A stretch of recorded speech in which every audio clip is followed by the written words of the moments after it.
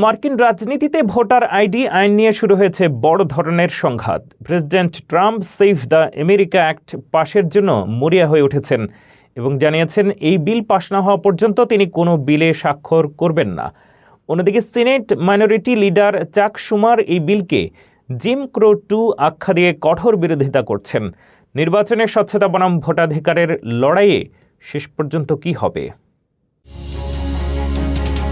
মার্কিন যুক্তরাষ্ট্রে voter ID card সংক্রান্ত সেভ আমেরিকা অ্যাক্ট নিয়ে দেখা দিয়েছে চরম রাজনৈতিক অচলাবস্থা। প্রেসিডেন্ট ট্রাম্প দাবি করেছেন এই বিলটি নির্বাচনের স্বচ্ছতার জন্য অপরিহার্য এবং এটি পাশ হলে রিপাবলিকানদের জয় নিশ্চিত হবে। ট্রাম্পের স্পষ্ট ঘোষণা, এই বিল পাশ না হওয়া পর্যন্ত তিনি অন্য কোনো বিলেই স্বাক্ষর করবেন না।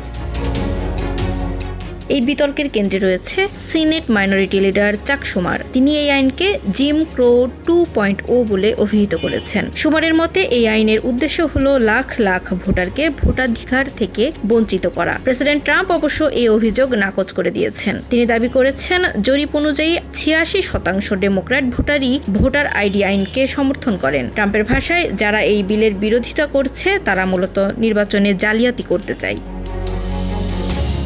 প্রেসিডেন্ট ট্রাম্প আরও বলেছেন, যদি ভোটার আইডি আইন বাধ্যতামূলক করা হয় তবে ডেমোক্র্যাটরা আগামী 50 বছরেও কোনো নির্বাচনে জিততে পারবে না। তিনি চাক শুমারকে নিয়ে মশকরা করে তাকে প্যালেস্টাইনি হিসেবে সম্বোধন করেন, যা ডেমোক্র্যাটদের মাঝে তীব্র প্রতিক্রিয়ার সৃষ্টি করেছে।